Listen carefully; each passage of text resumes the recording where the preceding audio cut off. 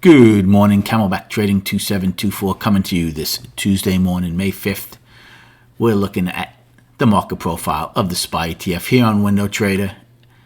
And as you can see, the gap parade continues. 3 days in a row with gaps, 2 to the downside, today to the upside, gapping into a gap, getting close to that naked POC that we gapped above and then gapped below over the past week.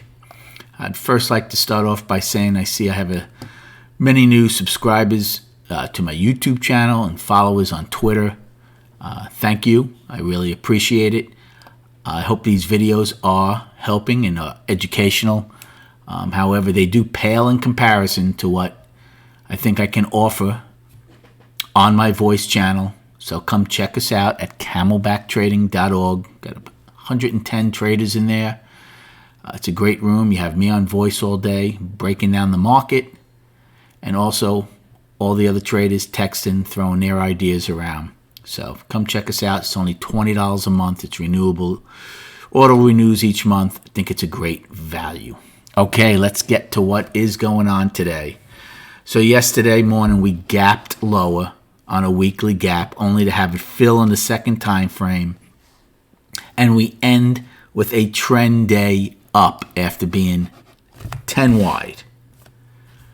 We are now filling the rest of the single prints for May 1st. Remember, for trend days to be taken back, it's usually late in the second day or the third. Today is day 3. Not only are we filling the trend day, right, we are gapping higher by about $2 above yesterday's high.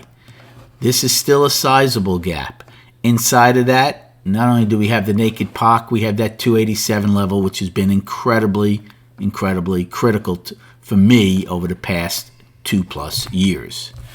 So, destinations for this morning. Since we are looking to gap higher by about $2, we're going to use yesterday's high as a downside destination.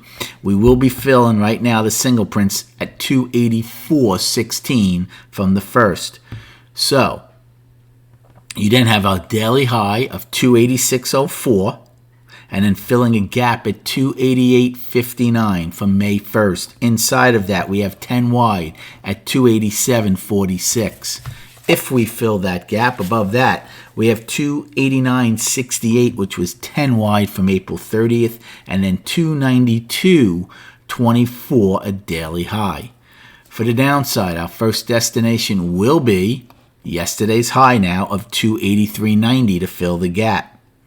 Below that, we have the price probe, right, which right now is being firmly accepted at 283.04. And then we have the single prints, 2 sets from yesterday. First one the price probe was 283.40. The single prints start at 283.04, get filled at 282.61. Second set starts at 282.25, gets filled at 282.11. Then we have 9 wide at 281.28. Afternoon pullback low from yesterday, 280.20, and yesterday's low of 279.13. So amazing, we're trading almost $8 higher from yesterday's low already. Now my pre-market high as of right now is 286.82. And pre-market low is 283.61 at the moment. So what's the game plan for this morning? Well, you know how I feel about large gaps as far as getting involved. Everybody likes to say gap rules apply. Well, gap rules apply when we put context to them.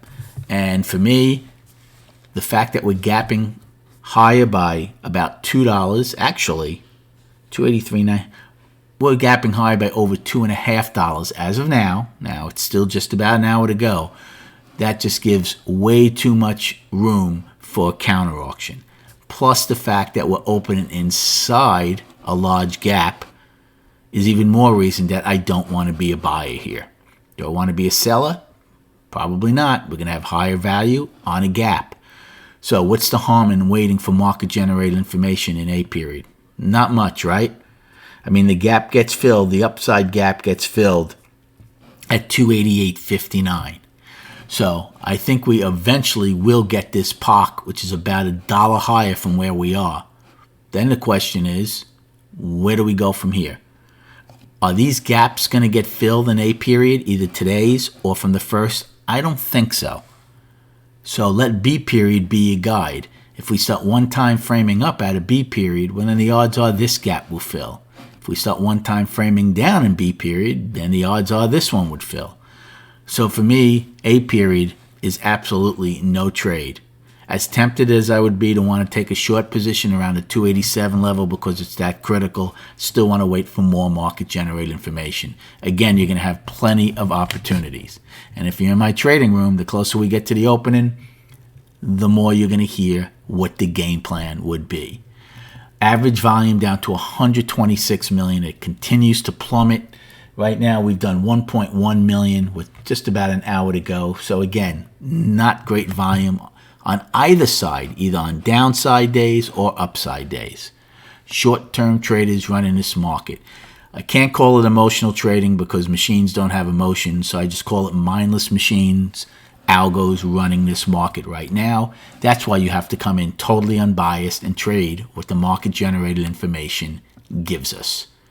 So again, until we get more closer to 9:30, I will be watching. Now, charts.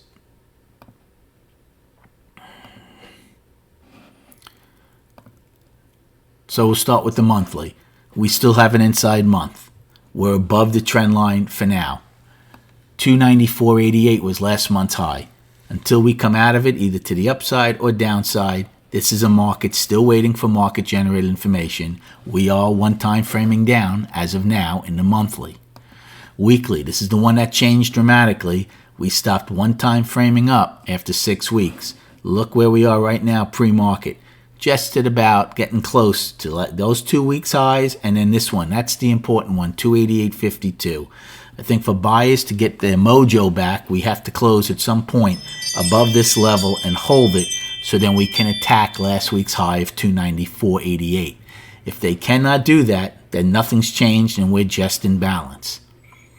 I told you this 287 level will not be given up easily, and obviously it's not.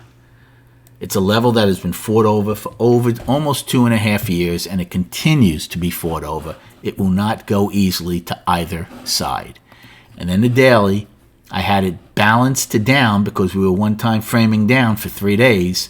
Well, we're gapping higher now. It's going to be firmly in balance, and now we're going to have 2 gaps that are my main focus. The one that gets filled from the 30th and the one from today.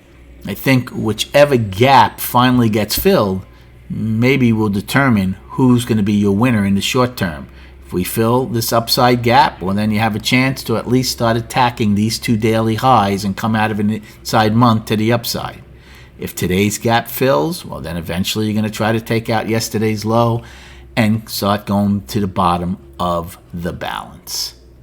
Good luck trading today. Have a great day, and we'll recap at 4 p.m.